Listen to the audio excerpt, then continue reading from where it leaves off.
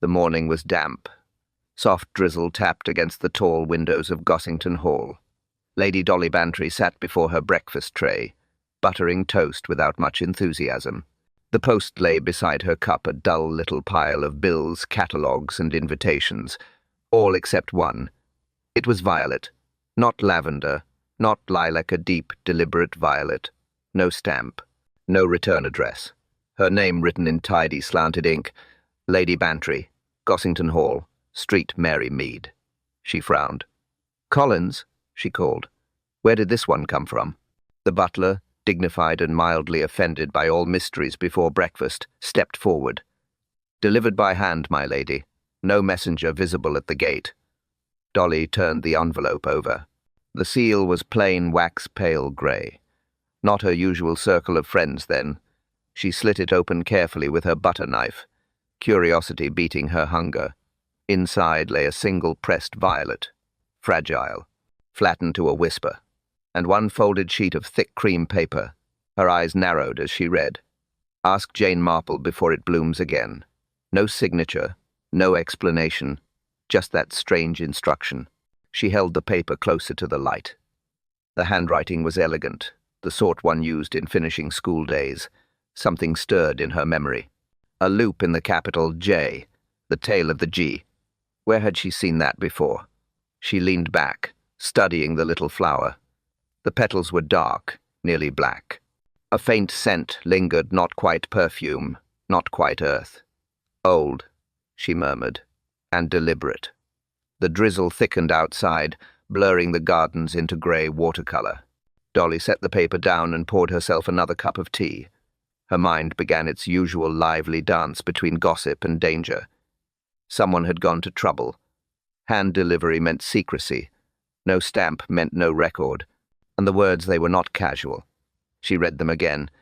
"Ask Jane Marple before it blooms again." Before what blooms? Again? The violet? Spring? Trouble? Dolly glanced toward the telephone in the corner. It was far too early for proper visiting hours, but this wasn't a social matter. Not now. She reached for the receiver. "Street Mary Mead Exchange, please. Miss Marple's cottage." Her voice trembled slightly as she waited. Outside, the rain slowed. A single drop ran down the window pane, glistening like ink. When the operator connected her, Dolly said quietly, "Jane, dear, I've received the oddest letter. You'd better come at once." She glanced down at the violet again. Its colour seemed deeper now, as though absorbing the morning light. And in the hollow silence of the hall, she felt something she rarely admitted to unease. The violet lay still on the paper. Yet somehow it looked alive. Lady Bantry whispered, "Ask Jane Marple before it blooms again." But what happens if it already has? Miss Jane Marple arrived just after 10. Umbrella neatly furled, gloves spotless despite the drizzle. She entered Gossington Hall with that quiet self-possession that made Dolly Bantry feel both relieved and slightly nervous, the way one might feel when a detective sits down for tea. "Morning, Dolly," she said kindly. "You sounded rather serious on the telephone." Dolly lifted the violet envelope from the table like it might shatter. "Serious is an understatement, Jane. I've had many things delivered here. Flowers, invitations, even a hat box once, but never a riddle." Miss Marple took the envelope, adjusted her spectacles, and examined the writing. Very careful penmanship. Female, I'd say. Someone who learned to write with copybooks and ink pens. Not a modern hand." She opened it delicately, as though handling a museum specimen. Her eyes softened when she saw the flower. "Violet," she murmured. "Pressed long ago, still faintly scented." She leaned closer and inhaled, then paused, her gaze unfocused. The look Dolly knew well, the look that meant Jane Marple had just travelled 30 years into the past. "That isn't violet perfume," she said quietly. "It's heliotrope." Dolly blinked. "Heliotrope? What on earth is that?" "A sweet powdery fragrance, very popular around 1910. Young ladies wore it with white gloves and lavender lace." "How do you know?" Dolly asked, half teasing. Miss Marple smiled faintly. "Because one of them once sat beside me in church. Every Sunday for nearly a year. Her name was Lydia Field." Field, Dolly repeated slowly. The name rings a bell. It should. Her disappearance caused quite the stir. A pretty widow, wealthy, with a fondness for garden parties and gossip. One morning, she was gone. Left her gloves, her purse, even her parasol. The police searched the whole county. Not a trace. Dolly set down her teacup with a small clink. You mean missing? Forever? Forever, said Miss Marple softly. The talk faded after a while. People prefer new scandals to old ones, but I remember. The two women sat in silence for a moment. Rain pattered gently against the glass. The faint scent of heliotrope lingered in the air between them, sweet, cloying, ghost-like. Lydia Field, Dolly murmured. And this letter comes out of nowhere. After all these years, Miss Marple nodded. It is not coincidence, Dolly. Someone means us to remember her. But why now? Because, said Miss Marple, folding the paper again with great care, whoever sent this knows something that was never found. Dolly leaned forward. A confession? Perhaps. Miss Marple's tone was calm, but her eyes were sharp. Or perhaps a warning. The clock on the mantel ticked softly, the sound unnaturally loud. Outside, the drizzle had stopped. The air hung heavy with moisture, like breath waiting to speak. Miss Marple glanced toward the garden. Somewhere beyond the mist, the first spring violets were beginning to bloom again. She spoke almost to herself. Heliotrope. She always wore it. Even when it was out of fashion, everyone said it didn't suit her, too sweet, too heavy. Dolly shivered. You make it sound like she's here, Jane. Miss Marple's gaze lingered on the violet envelope. In a way, she said softly. Perhaps she is. Because, my dear Dolly, that perfume belonged to Mrs. Lydia Field, and she vanished in 1911. By the time the clock struck noon, Gossington Hall had taken on that strange hush that follows the arrival of the unexpected. Collins appeared in the doorway, his voice properly discreet but tinged with curiosity. A gentleman to see you, my lady. Says his name is Mr. Harold Field. Dolly looked up sharply. Field? She repeated. She and Miss Marple exchanged a glance. Show him in, Collins, said Dolly, though her tone carried more interest than welcome. The man who entered was tall and spare, perhaps in his 40s.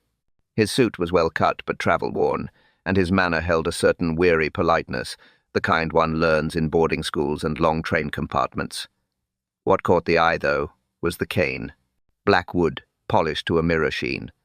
The handle was a serpent, coiled and smooth, its head rearing upward with carved precision. 2 small gemstones formed the eyes, deep purple amethysts that seemed to catch the light and hold it. Only one sparkled. The other socket was empty. Lady Bantry, he said, bowing slightly. And if I'm not mistaken, Miss Jane Marple. My aunt used to speak of you. Miss Marple smiled mildly. Indeed. Then your aunt must have been Lydia Field. He nodded. I've been abroad for many years. When my mother died, I came across some of Aunt Lydia's papers, and this morning I received something odd. He reached into his coat pocket and produced a violet envelope. Delivered by hand. No name on the tabling. Not us.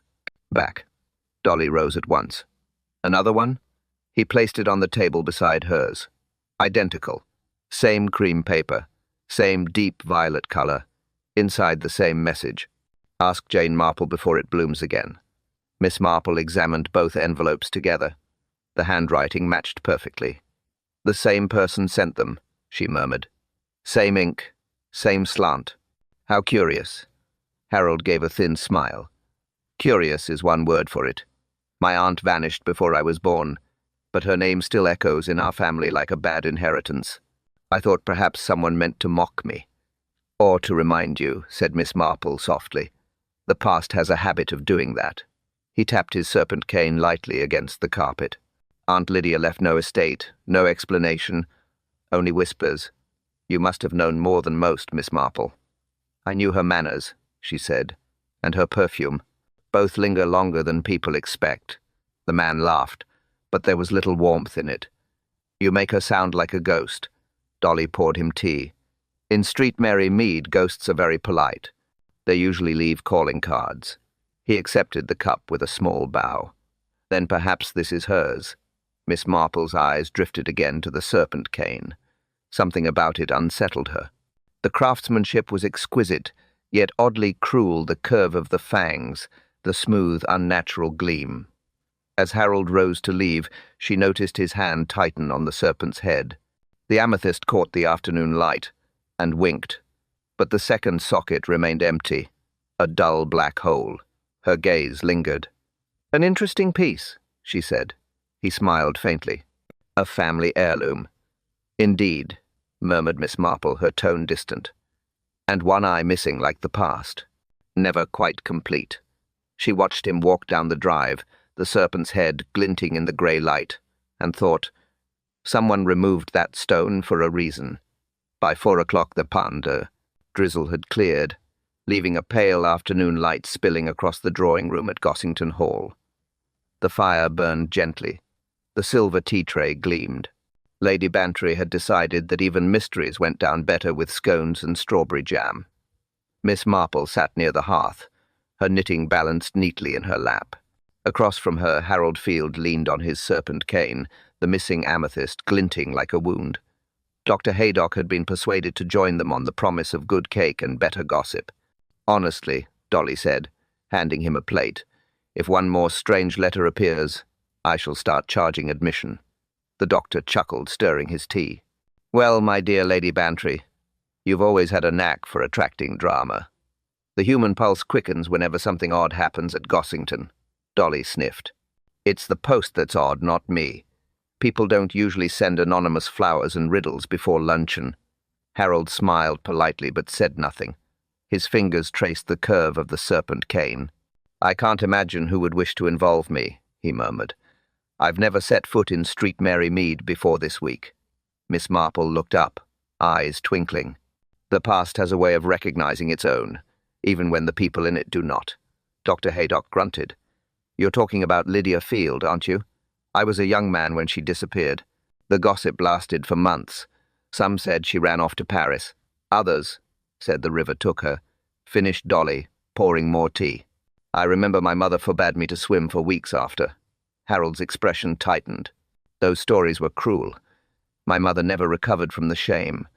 Lydia was eccentric, yes, but not wicked." Miss Marple's voice was gentle. "Eccentricity is rarely wicked, Mr. Field, but secrets often turn ordinary lives into puzzles." They spoke then of lighter things, local fairs, village gossip, the quote, vicar's dreadful sermons until the clock chimed 5:30. The mood softened. Even Harold seemed to relax, the serpent cane resting quietly by his chair. It was precisely then that Collins entered, his step careful, his face composed in that way butlers use when they dislike being part of excitement. "Another letter, my lady," he announced. "Delivered by hand again. Found upon the front steps." Dolly blinked. "Not another one." He offered a violet envelope on a small silver tray. Identical paper, identical ink. Only this time the handwriting was bolder, firmer, as though the writer had grown impatient. Dr. Haydock leaned forward. "Well, go on, Lady Bantry. Let's see what the devil has to say this time." Dolly broke the seal. Inside lay no flower, only a single card. The words were few. "To the one who lied." A silence fell. Even the fire seemed to pause its crackling. Dolly looked from Miss Marple to Harold, then to the doctor. "What on earth does that mean?" she whispered. Miss Marple's knitting needles stilled mid-air. She folded the cards slowly, eyes fixed on the serpent cane by Harold's chair. Her voice, when it came, was quiet and exact. "It means," she said, "the past has just written back." Collins cleared his throat softly. "There's one more thing, my lady. The letter was addressed not to you, but to the one who lied." The letter lay between them like something alive. No one spoke for several seconds. Even Dolly's clock seemed to tick more quietly, as if waiting to hear what Miss Marple would say next. At last, Marple rose. "Collins," she said gently, "you mentioned the letter was found on the steps." "Yes, miss, just outside the main doors. A corner of it was caught under the mat." "Then whoever delivered it was not afraid to come close," Marple murmured. Her eyes drifted to the staircase. Might we take a little walk, Dolly? I should like to look about. Of course, said Lady Bantry, already pale with excitement. Harold, Doctor, come along, it will give us something to do. Besides, guess who lied? The four of them went up the grand stairs. The corridor stretched long and dim, lined with polished doors and old portraits. The air held the faint, dry scent of beeswax and linen, and something else. A sweetness, subtle, but unmistakable. Marple stopped. Do you smell that? Dolly sniffed. I do. Violets again. Dr. Haydock frowned. Someone's playing a joke. Perfume. Notes it's all childish theatrics. Marple didn't answer. She was kneeling by one of the guest-room doors, her fingers tracing the handle. This one was opened recently, she said. The polish is smudged. Harold shifted uneasily. You mean someone's been in there? She turned the knob. The door creaked softly open. Inside, the room waited in the stillness of long neglect. Dust lay thick on the dresser. The coverlet on the bed had a grey film across it, the way unused rooms do when time gathers quietly. Yet in the center of the floor the dust was broken, a clean trail leading from the door to the window. Someone's been here, said Dolly, voice low. Marple crossed the carpet and touched the curtain. A faint breeze stirred it. The window stood half open. Unlocked, she murmured, and from the inside. Dr. Haydock moved beside her. Perhaps the servants aired the room. Perhaps, said Marple, though Collins keeps better order than that. She leaned closer to the sill. The scent of violets was stronger here, clinging to the wood. On the small writing desk beneath the window lay a thin smear of something dark, a purplish stain that caught the light. Spilled ink, she said softly, or something made to look like it. Harold glanced around uneasily. Are you suggesting someone climbed in? Or out, she replied. Dolly shuddered. Good heavens, Jane, you make it sound as if we're in a ghost story. Marple didn't smile. She pointed at the open sill. There, pressed in the thin layer of dust and faint mud, was the clear print of a shoe. Small, narrow, fresh. Across the edge of the heel ran a smear, not dirt, not paint, but black ink streaked thinly through wet soil. Marple straightened. Not a ghost, Dolly, she said. Someone flesh and blood. Someone who knows where the dust should fall and where it shouldn't.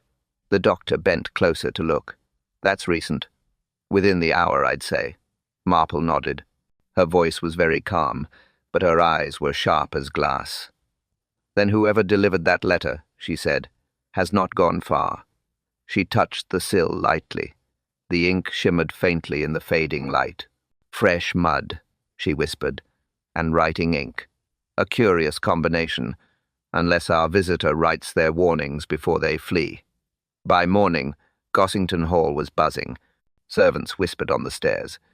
The cook claimed she heard footsteps in the corridor at midnight, though she might have heard her own nerves. Lady Bantry had not slept at all. She telephoned the police before breakfast, much to Collins's disapproval.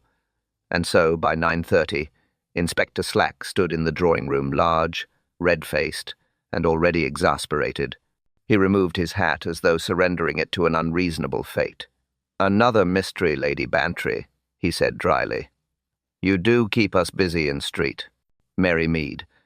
Dolly folded her hands.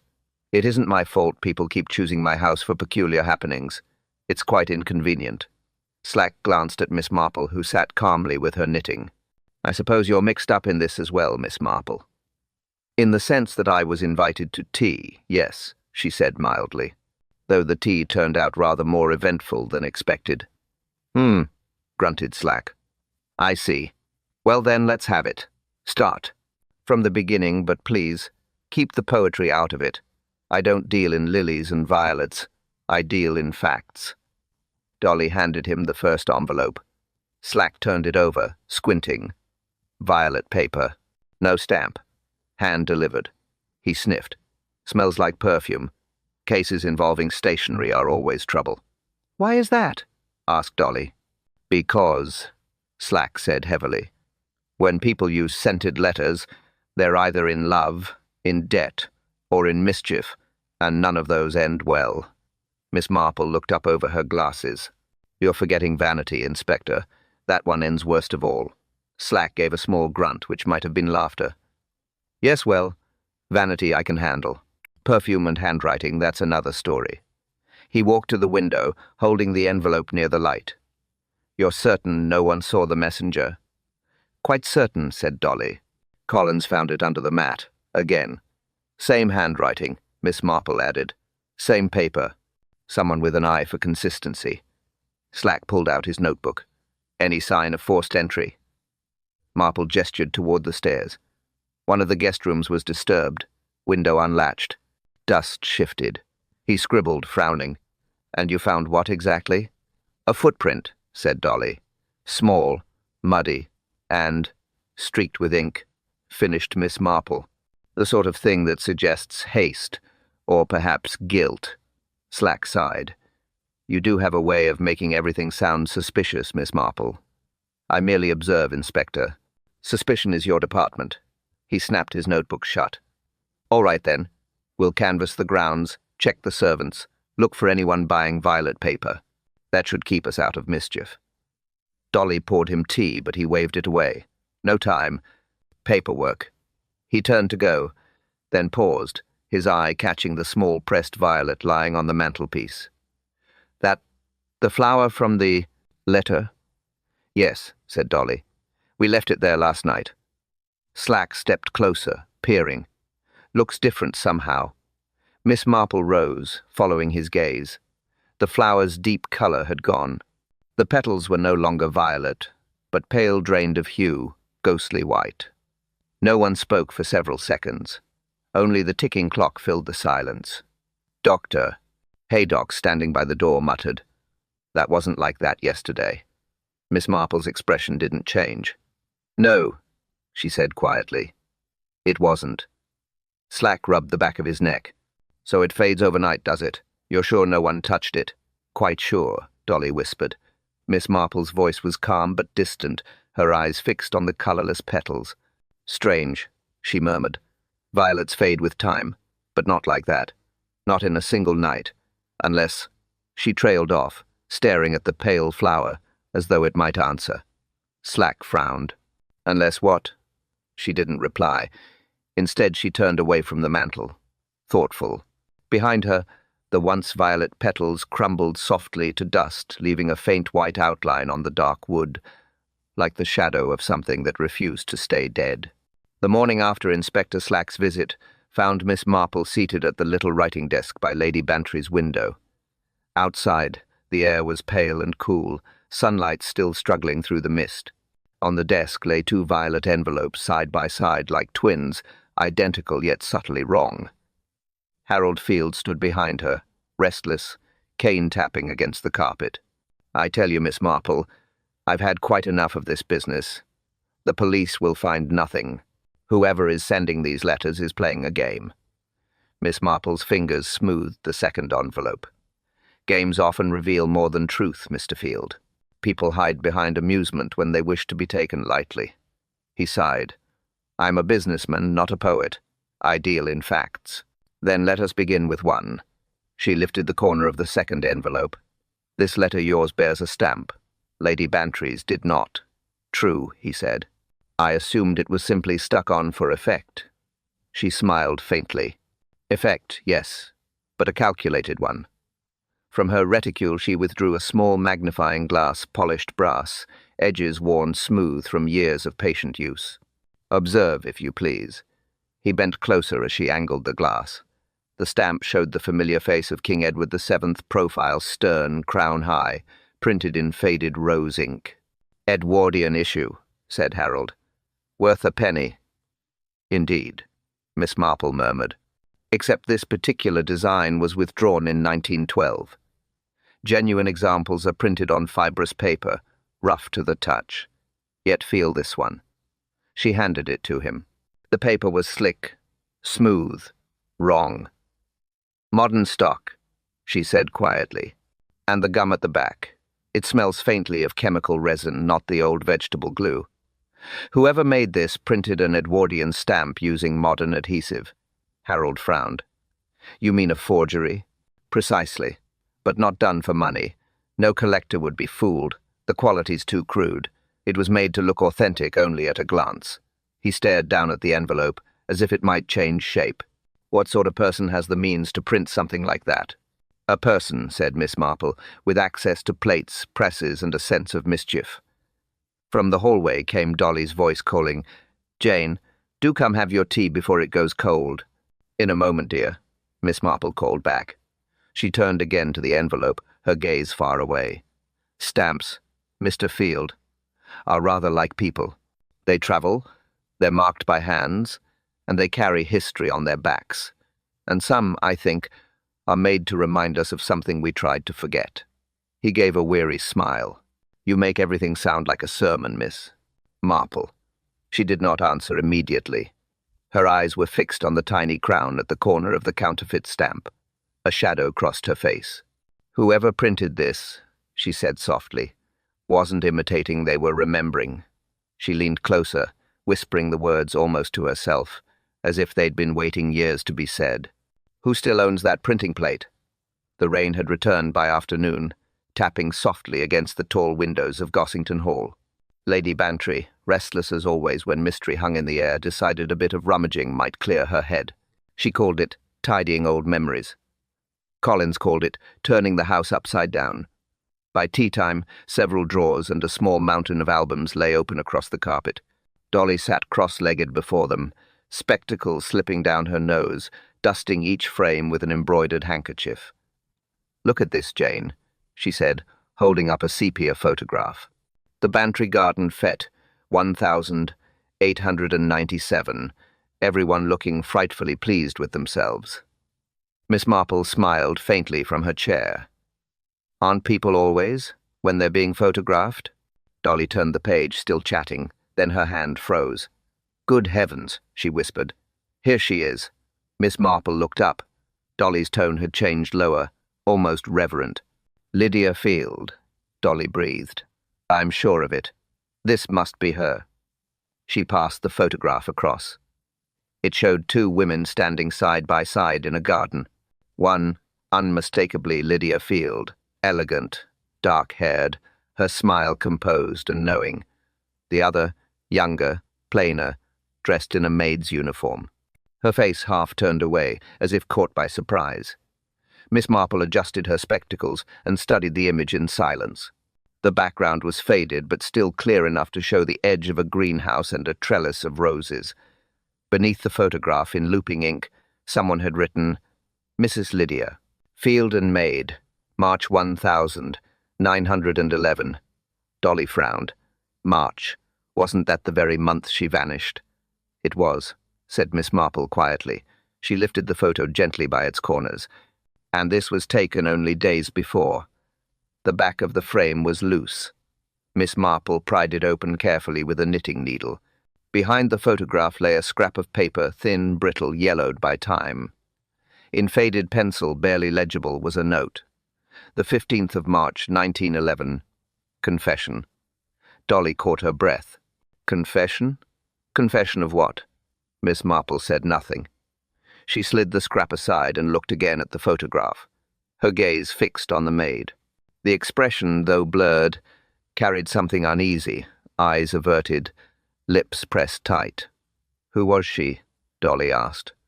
"Do you think that's the Eliza someone mentioned?" "Possibly," murmured Miss Marple. "The name appeared once in the inquest notes, if I recall. Eliza Merrin, Lydia's maid. She was questioned, then dismissed from service soon after." Dolly looked puzzled. "Dismissed for what?" "For knowing too much," said Miss Marple softly. She turned the photograph over again. The pencil marks beneath the date caught her eye faint, smudged, half erased. She brushed away the dust, squinting. Letters appeared a name, or part of one, Eliza M.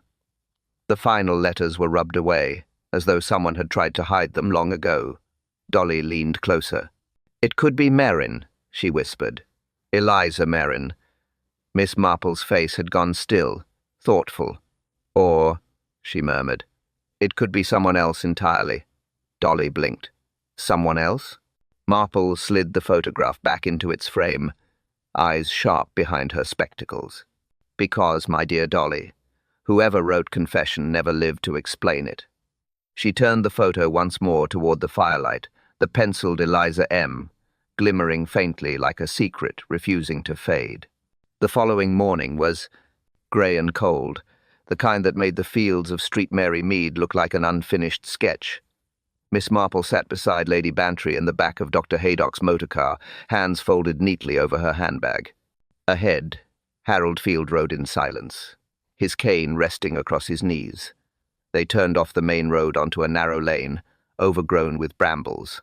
At its end stood the old field house, Lydia's house, half hidden beneath years of ivy and neglect, windows clouded by dust, a roof sagging at one corner. It looked less abandoned than watchful. Doctor. Haydock shut off the engine. Well, here we are. Doesn't look like anyone's lived here in decades. Dolly shivered.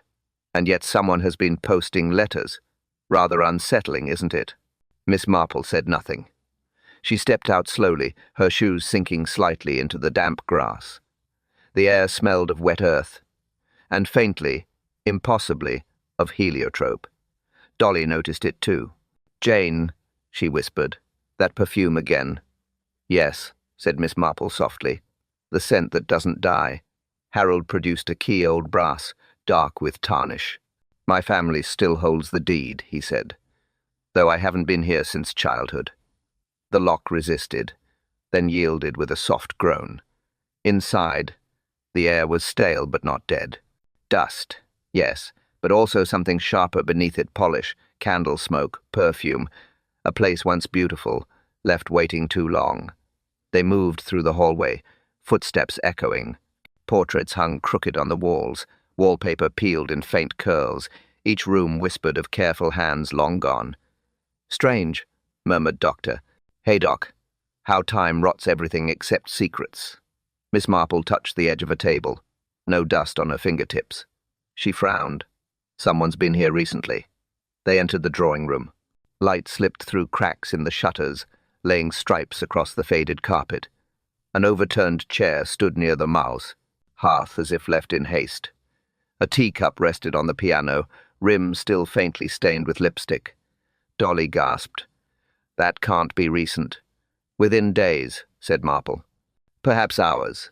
Harold crossed to the window, tugged open a blind. "But who?" "No one has the key except me." Marple's eyes followed the trail of faint footprints across the rug, small, narrow, the same size as the ones found in Gossington's guest room. The scent of violets drifted faintly in the air, curling like smoke. Something glimmered on the mantelpiece. A glass vase, narrow and clear. Inside it, impossibly alive in the dead room, stood a small cluster of violets fresh, their stems trimmed clean, water bright as new rain. Dolly whispered, "Oh, Jane. Who brought those?" Marple moved closer, her expression unreadable. "They were placed here this morning," she said. "The water's still cold." Dr. Haydock frowned. "But that's absurd. The place is empty." "Not empty," said Miss Marple, touching the glass with one gloved finger. "Visited." Harold stared at the flowers, pale. "Is someone mocking us?" Marple looked around the silent room, the dustless table, the open blind, the faint, lingering perfume. Her voice was almost a whisper. "Not mocking," she said. "Reminding." The wind stirred the shutters.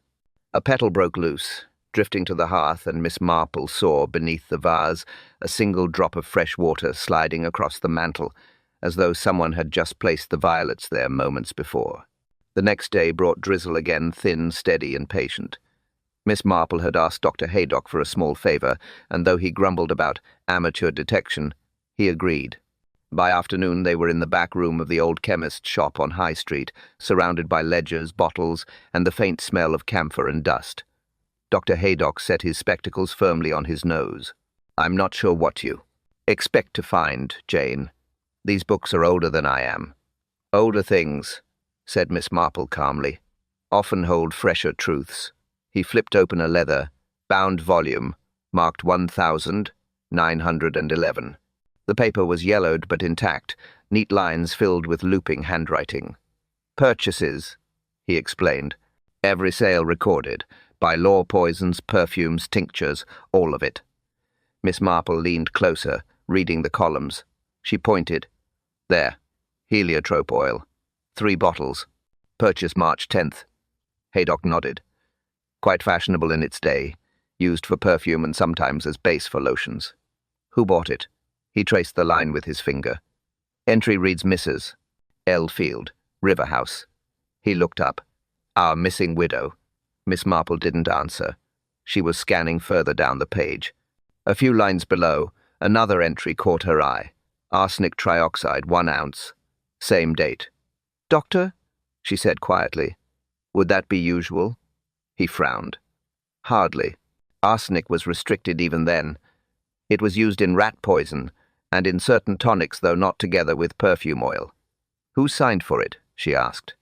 He hesitated. I'm afraid the columns smudged. Miss Marple leaned in, squinting. No, not smudged. Overwritten. She tilted the book toward the light. 2 names were faintly visible, one written over the other. The first, Mrs. L. Field. The second, a firmer hand, darker ink, Mrs. Marion Ellis. Miss Marple's knitting bag slipped from her lap. She stared at the name. Marion Ellis, she repeated softly. That was Lydia Field's maid, or, rather, the name she used after she left service. The same woman in the photograph. Haydock frowned. Are you certain? Quite. He rubbed his chin. Then we've got something odd. Either she collected the arsenic for Lydia, or she forged her employer's name. Either way, both women were involved. March 10th, Miss Marple murmured. 5 days before Lydia vanished. The same date as the photograph and the word confession. Haydock closed the book. Well, if that doesn't reek of trouble, I don't know what does. Miss Marple's eyes were distant, fixed on the shelves of brown glass bottles. Perfume oil and poison bought together, she said softly. One to charm, the other to destroy. 2 women, 1 name written twice. How easily affection turns to fear. Haydock sighed. You're thinking murder again. I'm thinking, said Miss Marple, of a woman clever enough to vanish and another foolish enough to help her do it. They left the shop in silence, the bell above the door jingling faintly in the mist. Behind them, the chemist's ledger lay open on the counter, the 2 names glimmering faintly in the grey light. Miss Marple paused on the pavement, eyes narrowing. Mrs. Marion Ellis, she whispered, but no one ever asked who taught her to sign that way. Evening settled over street, merry Mead in quiet layers of blue and smoke. The air held that early spring chill which made lamps burn warmer and tea taste sweeter.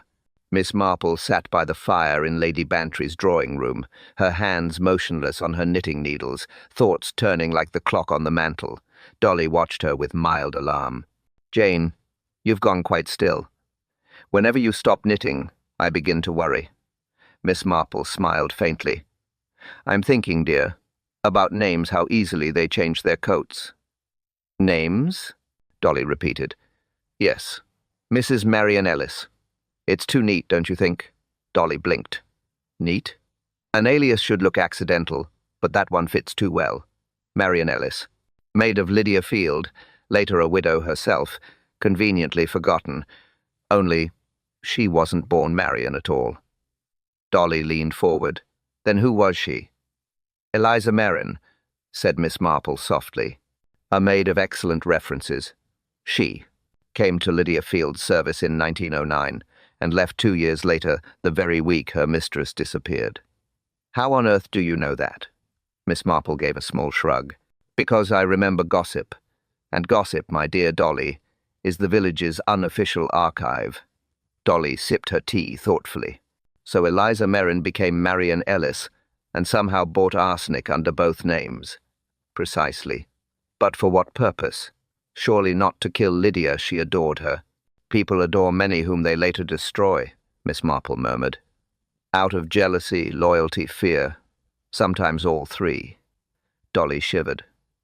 It feels ghostly, doesn't it? The past slipping in through letters and perfume. Not ghostly, said Miss Marple. Purposeful. There was a knock at the door, brisk, businesslike. Before Collins could even announce him, Inspector Slack strode in. his boots leaving small prints of rain on the carpet. "Evening, ladies," he said, removing his hat. "Hope I'm not disturbing your séance." "Only our tea," said Dolly sweetly. "Do sit down." Slack ignored the invitation. "I've news. We've been tracing that chemist's ledger you mentioned, Miss Marple." "Good memory, that." She inclined her head. "And," he flipped open his notebook, "seems the name Marion Ellis wasn't as dead as we thought. Someone using it's been drawing a small pension under that signature for the past 10 years, posted through a forwarding address in Market Brenton." Dolly gasped. "Then she's alive?" "Was," said Slack. "Until last week, when the address changed again. Our man at the registry sent a note round the inns this morning. We just got word." Miss Marple's eyes lifted. "Go on, Inspector." Slack closed his notebook with a snap. "She's here, in the village. Checked into the Bull and Bear yesterday afternoon under the name Mrs. Mary Ellis." Dolly's cup rattled against its saucer. "Oh heavens, that's her. She's come back." Miss Marple's gaze was steady, her voice calm. People returned to finish what they left undone. Slack frowned, or to make sure no one else finishes it first. He turned toward the door, rain dripping from his coat. "Eliza Merrin," he said grimly.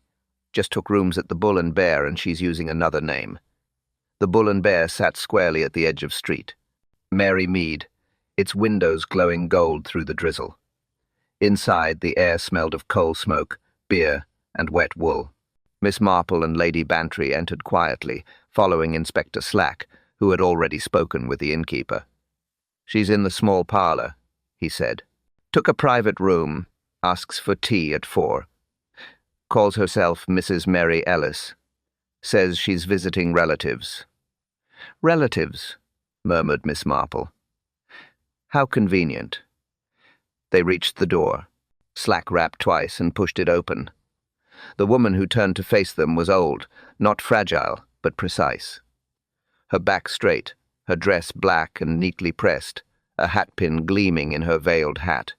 Her face, though lined, was composed, but her eyes bright, steady, sharp as pins flicked from one to the other, missing nothing. "Good afternoon," said Miss Marple pleasantly. "I hope we're not disturbing your tea."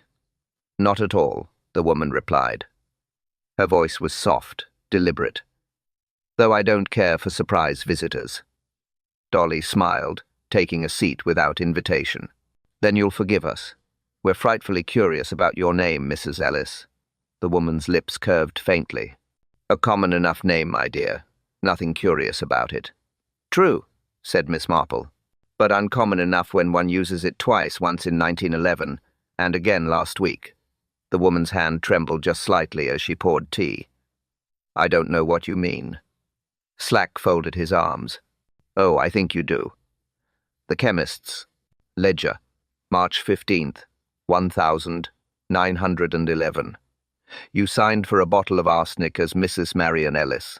We've seen the entry." "I've signed many things in my life," she said calmly. "That doesn't make me a criminal." Miss Marple's voice remained gentle. "You were a maid once to Mrs. Lydia Field. You disappeared after your mistress did. I wonder, Mrs. Ellis, what sort of loyalty keeps a woman silent for 30 years? Silence hung between them. The fire snapped. The woman folded her hands in her lap. "I don't recall much about that time." Marple leaned forward slightly. "Then perhaps your hands do." The woman frowned. "My hands?" "Yes," said Miss Marple softly. "They're stained, faintly but distinctly, violet under the nails. Not ink, I think. Perfume oil, perhaps. Heliotrope, if I'm not mistaken." For the first time, the woman's composure faltered. Her eyes flicked down to her fingers, then back up, wary. "I don't see how my hands concern you." "They concern me," said Marple, "because I've only ever seen that stain on someone who's been mixing perfume recently or pressing flowers." Slack took a step closer. "And you've been doing one or the other." The woman rose abruptly, chin lifted. "I'll answer no more questions. I'm a respectable widow, and I won't be insulted in my own room." Dolly stood as well, trying to soothe the tension. Of course, we only meant—" The woman's gaze darted to her, sharp and sudden. "Don't patronize me, Miss Merritt," she snapped. The room froze. Dolly blinked. "I beg your pardon." Miss Marple's knitting needles slid silently back into her bag. She spoke very softly. "That's a curious name to choose, Mrs. Ellis. Miss Merritt, you see, was the alias Lydia Field used when she tried to rent the house by the river under false papers. It appears you remember more than you wish to." The woman went pale. "I misspoke." Slack's voice was low but firm. "No, madam. You slipped." Miss Marple met the woman's eyes. "And slips," she said quietly, "are rarely accidents when guilt begins to remember." The following afternoon was unusually bright, sunlight glinting across the polished tea service at Gossington Hall. Lady Bantry, determined to restore a sense of normality, had insisted on tea in the conservatory. "Fresh air clears the nerves," she declared, though her own hands trembled slightly as she poured. Miss Marple sat opposite, calm as ever, though her eyes held that distant glimmer that meant her mind was far from the cucumber sandwiches. Inspector Slack leaned against the doorway, still irritated from the morning's interview at the inn. "She's stubborn, that one," he muttered. "Denies every word. Claims she never heard of Lydia Field.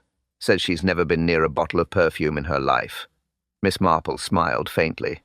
"The ladies' hands disagree." Dolly glanced between them. "Do you think she's dangerous, Jane?"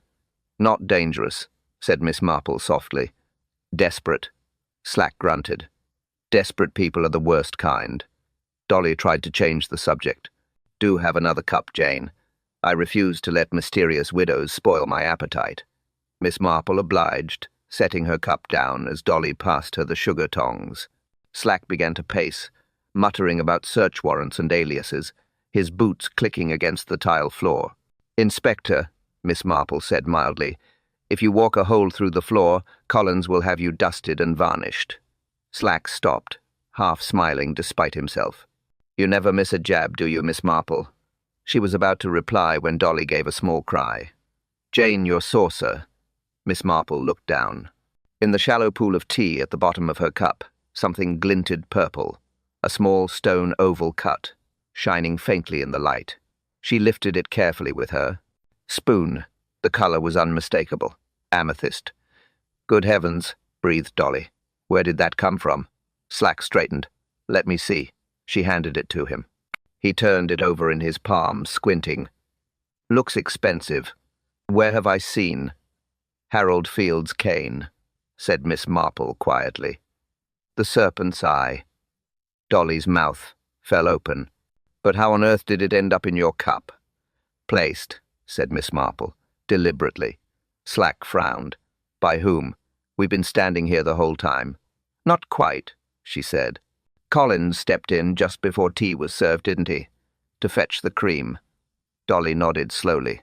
"He did, and he'd carried in the tray earlier." "Then someone used that moment," Miss Marple said softly, "to deliver a message." Slack rolled the gem between his fingers. "A message, you think?" "Yes. Someone wanted me to remember the serpent. Or perhaps to remind Mr. Field that his past isn't buried as deep as he believes." Slack gave her a long look. "You think he's involved?" Miss Marple smiled faintly. "I think everyone is involved, Inspector, except the innocent." He slipped the gem into a handkerchief. "I'll have it checked. See if it's the same stone." Miss Marple folded her hands. "It will be." The conservatory fell silent again, sunlight flickering through the glass panes like nervous fingers. Dolly glanced at her friend's calm face and shivered. "Jane," she whispered, "do you think someone's trying to frighten you?" Miss Marple's eyes remained on her empty cup. "I think," she said, "someone is trying to warn me." Slack met her gaze grimly, hand closing over the amethyst. He said quietly, "Then whoever sent it knows you're close, and someone, Miss Marple, is warning you." The rain returned with a quiet determination that evening.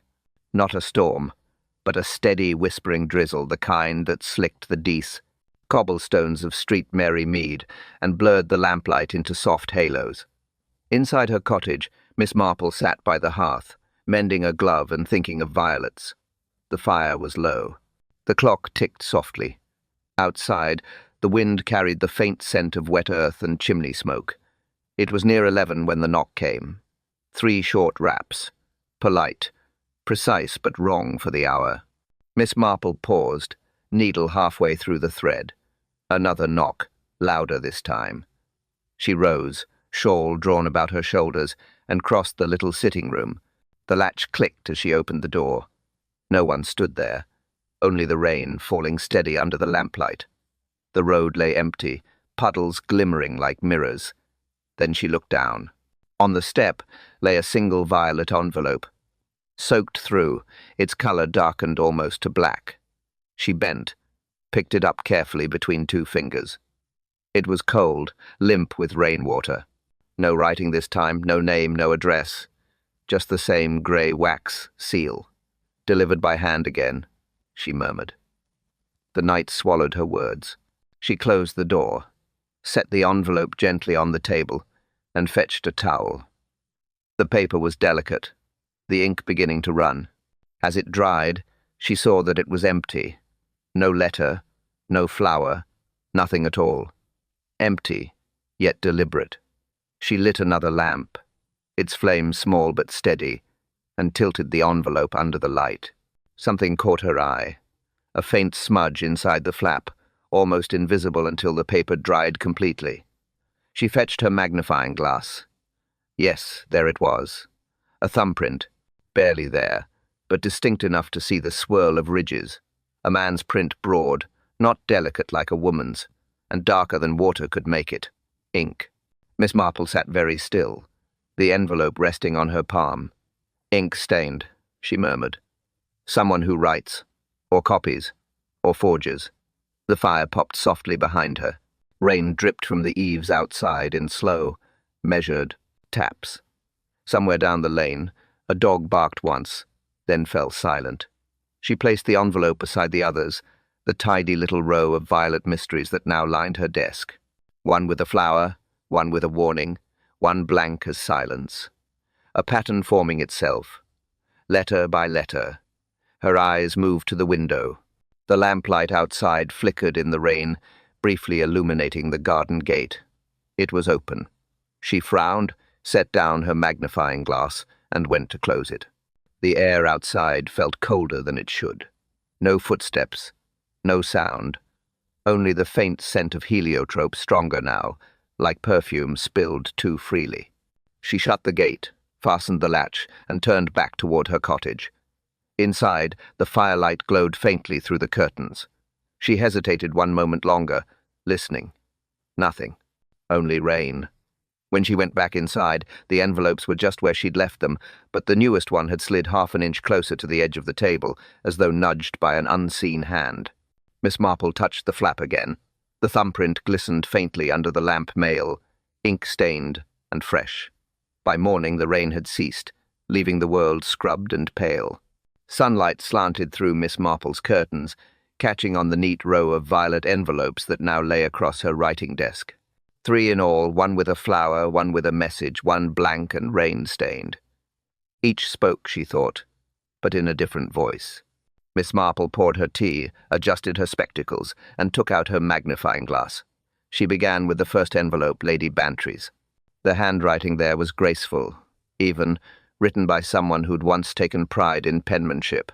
Confident loops, tidy spacing, a gentle rightward slant, an assured hand. Next, Harold's. The same ink color, the same general style, yet something was off. The pressure uneven, lines thicker, shakier. The signature of a nervous or older writer. She leaned closer. The difference wasn't age, it was intent. The first writer wanted to be read, the second wanted to imitate. She switched between them, holding both under the light. There, the difference in the R's, the hesitation in the F's. 2 hands, not one. 2 people sending one message, she murmured. A knock came at the window. Dolly Bantry, cheerful as ever despite her own nerves, peered in. "Jane, you've been buried in there all morning. You'll go quite cross-eyed." Miss Marple smiled faintly and let her in. "I'm merely looking at handwriting, dear. It speaks rather clearly, if one listens." Dolly sat down, eyeing the letters. "I can't see any difference. Look here. Marple pointed with her pencil. The first envelope steady, practiced.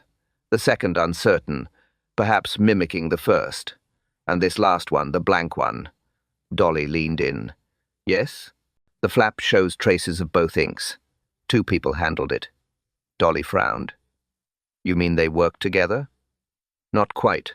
I think one began something and the other finished it. Dolly blinked. You make it sound like a partnership. Miss Marple's eyes stayed on the letters. In a sense, it was. A pact, perhaps. The sort made in guilt or desperation. Between Lydia Field and that woman at the inn. Marple nodded slowly. Lydia was clever, vain, sentimental. Eliza Merrin or Marian Ellis was loyal, frightened, and dependent. A dangerous mix. 2 women tied by secrecy. One disappears, the other lives beneath false names for 30 years. That suggests unfinished business. Dolly shuddered. Then the letters were meant to be seen, said Miss Marple softly, but not by the same eyes. She spread the envelopes across the desk again, fingers tracing the ink. One hand firm, one trembling. The firm hand writes to accuse, the trembling to confess. Dolly hesitated. But they can't both be alive, can they? Miss Marple didn't answer. Her gaze had turned inward, following a logic only she could see. The first letter came from the past, Dolly. The second from the living. But the hand that began the message could not have posted it.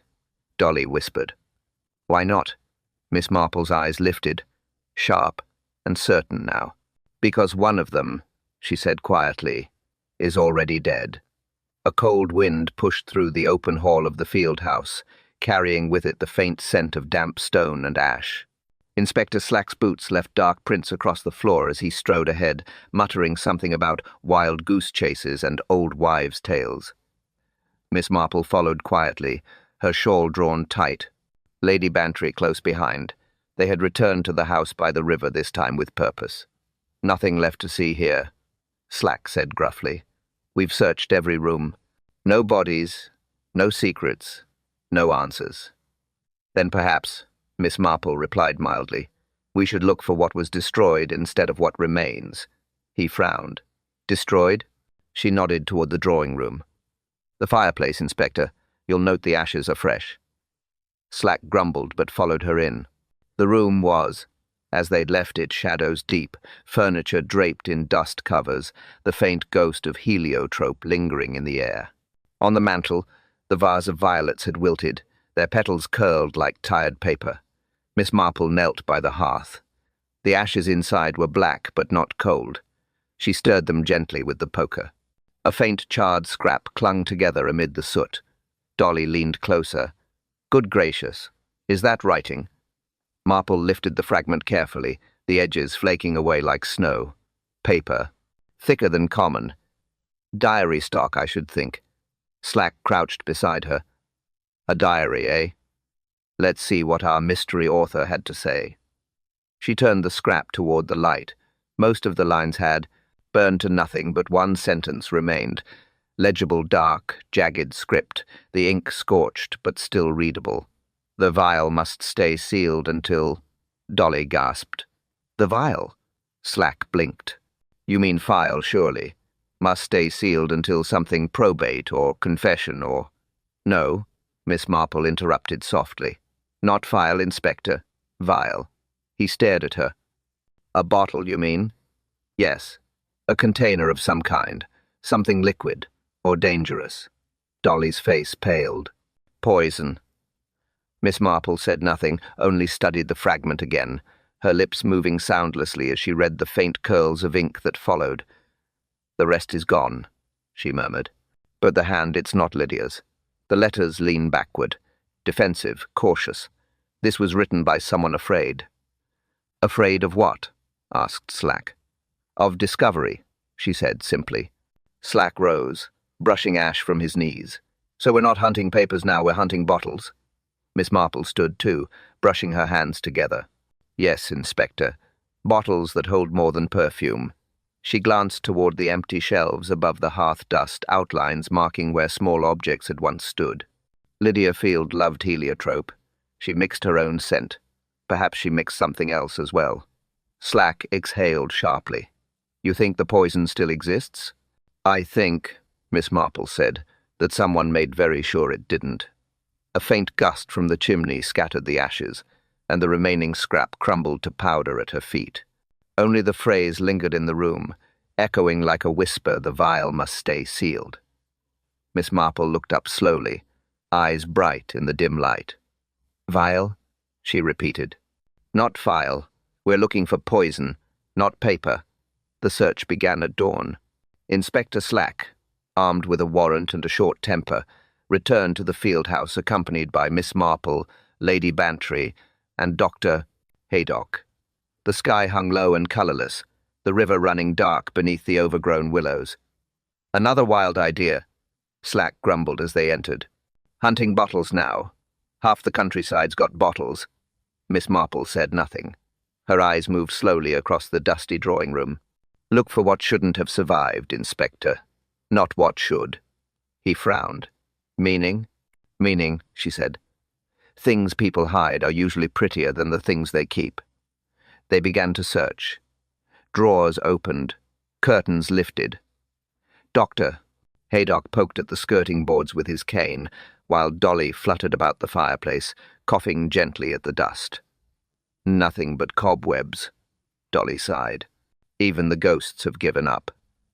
Miss Marple, however, had stopped before a portrait Lydia Field herself, painted in the last year of her life. The widow stood serene, holding a small bouquet of violets. Her painted eyes seemed to follow the room. Marple stepped closer, brushing the frame lightly. See here, she murmured. This screw's been turned recently. Slack came over, skeptical. You've got better eyes than I have. I've got more practice at dust, Inspector. With gentle fingers, she loosened the frame's corner. It shifted slightly, revealing a shallow recess behind. Something glinted in the shadowed space glass, catching faint light.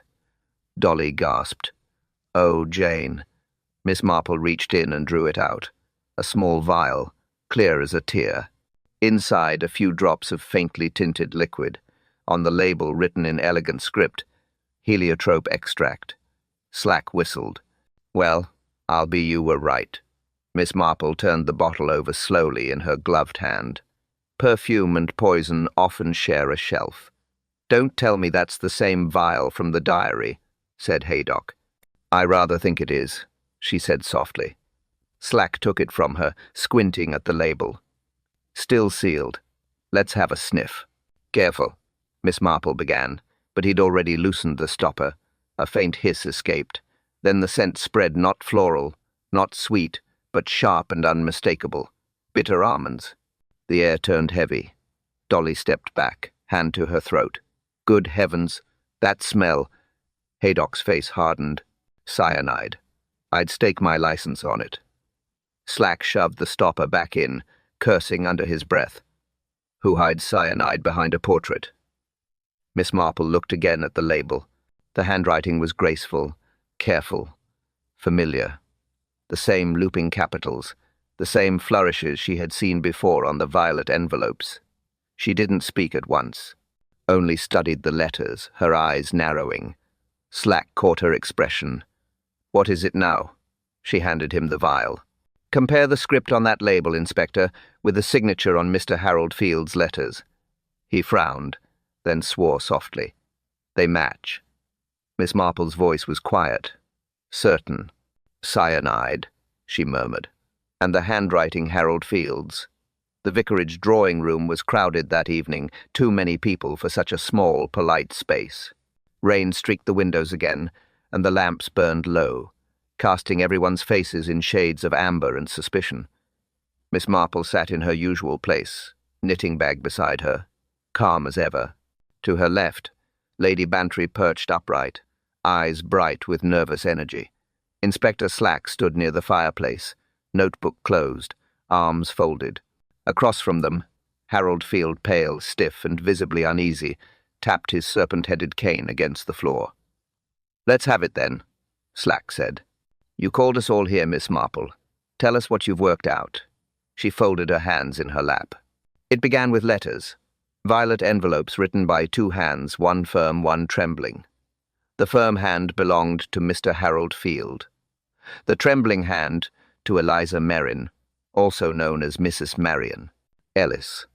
Harold shifted. That's nonsense. No, Mr. Field, she said gently. It's arithmetic. One forged signature, one frightened helper, and a great deal of perfume to mask the scent of guilt. He opened his mouth to speak, but she continued, calm and relentless. You forged your aunt's handwriting to create a false confession, one that would suggest Lydia Field was alive long after her disappearance. With that proof, the inheritance could not be questioned. You only needed someone to post the letters and buy the ingredients to match her old perfume. That someone was Eliza Merrin, your aunt's former maid. Dolly gasped softly. She helped him? At first, said Miss Marple. But she grew frightened. 30 years of silence had worn her thin. When she saw the violet envelopes appear again, she realized Mr. Field meant to revive the fraud and perhaps silence her for good. Slack frowned. And the vial. Miss Marple turned her gaze to him. The vial was key. Heliotrope oil mixed with cyanide. The same bottle we found behind the portrait. Eliza kept it hidden as her insurance. Proof of what had been done in 1911. Mr. Field thought it destroyed, but she held on to a sample. When she refused to hand it over, he took matters into his own hands. She paused, her tone quiet. He visited her at the inn last week, spoke politely, drank her tea, promised money, then left her a gift. A fresh vial of her beloved perfume. The poison was inside. Dolly covered her mouth. He killed her. Miss Marple nodded once. She died the next morning, and by some mistake of providence, he posted one of his forged envelopes to himself, the last one, the one that gave him away. All eyes turned to Harold. His face had gone white, the veins in his temple showing like blue threads. That's absurd, he said hoarsely. You've no proof. Proof? Slack stepped forward. Your handwriting on the vial label is proof enough. And there's the chemist's record of your visit last week, buying ink the same kind used on those envelopes. Harold backed toward the door. You can't prove He stopped mid-sentence, clutching his chest. His cane slipped from his hand, clattering to the floor. A sound escaped him. Half gasp, half cry. Doctor! Haydock rushed forward. He's been poisoned. Miss Marple rose slowly. Yes, she said softly. His own doing, I think. He must have handled the stopper of that vial earlier. Some poisons punish their masters when they're careless. Slack knelt beside the fallen man, checking for breath. He's gone. Miss Marple's eyes rested on the spilled tea nearby, faintly scented with heliotrope. Justice, she murmured, sometimes writes in invisible ink. Morning broke gently over street. Mary Mead, washing away the night's rain and leaving the world rinsed and quiet. Chimneys breathed thin curls of smoke, gardens glistened, and the church clock struck 8 with its usual stubborn cheer. Inside Gossington Hall, peace or something like it had returned. Lady Bantry sat at the breakfast table, silver teapot before her, the sun glancing off its polished curve. More tea, Jane? She asked brightly. Please, dear, said Miss Marple. She held out her cup, knitting needles still resting against her lap. Pink wool this time, a soft colour for gentler days. Inspector Slack stood near the window, hands in pockets, looking decidedly uncomfortable in the light of morning. He cleared his throat. Well, that's that, I suppose. Yes, said Miss Marple mildly. Harold Field will trouble no one again. He gave a short nod. Cyanide on the fingers. Silly fool. Careless, corrected Miss Marple. Foolish men are often tidy about their crimes, but never tidy enough. Dolly poured another cup and passed it to him with a smile. Don't scovel, Inspector. It's bad for digestion. He took the cup, grumbling something about tea not being police work. Then, after a pause, he said, I'll admit it, Miss Marple, you were right. About the handwriting, about the maid, about everything. Lady Bantry beamed. There, you see, Jane. Even the inspector confesses defeat. Slack sighed. If you call it confession. Miss Marple's needles clicked softly. You simply prefer evidence that stands up in court, Inspector. I prefer the kind that stands up to human nature." He looked at her for a long moment, half amusement, half admiration. "And I suppose that's what solves your cases, tea and gossip." She smiled. "Observation, Inspector. Tea merely helps one think." Dolly laughed, tension finally loosening from her shoulders. "I'm only glad it's over. Those dreadful envelopes. I can't look at violet paper again without shivering." Miss Marple sipped her tea. "You'll recover, dear. It's remarkable what the human heart forgets once the silver's polished and the flowers are replaced." Dolly leaned back with a sigh. What will become of that poor woman at the inn, Mrs. Ellis, or whatever her name truly was? "She'll rest," said Miss Marple softly. "At last." Slack picked up his hat. "And I'll be back to real work. Sheep thefts, lost bicycles, the usual." "Peaceful crimes," said Miss Marple. "The sort we all prefer." He hesitated at the door. "You know, Miss Marple, every time I think you've gone too far with your little theories, you turn out right." She looked up from her knitting, eyes twinkling. "Then perhaps next time you'll start believing sooner." He snorted, half smiling. "Not likely." And he was gone. The clock chimed again, somewhere in the quiet house. Dolly reached for the sugar bowl. "Well, Jane, that's another mystery tied up. What on earth will you do with yourself now?" "Oh, something will come," said Miss Marple, looping another stitch with perfect calm. "It always does." Outside, the garden shimmered with dew. Violets, damp and small, nodded gently beneath the window. Miss Marple watched them a moment, the faintest smile at the corner of her mouth. "Some flowers," she said softly, "keep secrets longer than people. Morning mist curled through the lanes of street. Mary Mead like breath from an old kettle. Shops reopened. The postman whistled. And the village, as it always did, returned to its comforting rhythm, teacups, gossip, and the soft shuffle of daily life. The scandal of Harold Field's death faded as quickly as it had arrived. People spoke in lowered voices at the grocer's. Someone claimed the violets still grew thicker by the river.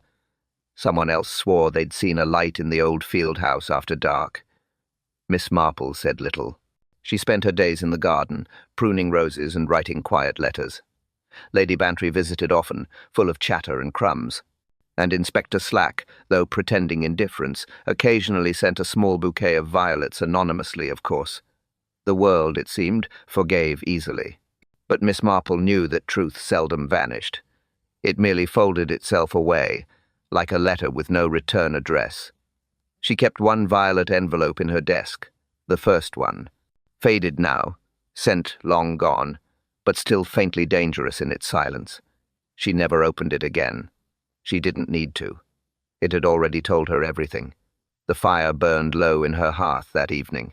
Outside, the bells of Street Mary Mead drifted across the village, calm and familiar. The same bells that had rung for weddings, for funerals, and now, once again, for peace. Miss Marple looked up from her knitting, smiled faintly, and spoke as if to the air itself. "In Street Mary Mead," she said softly. "Truth travels quietly folded in violet paper."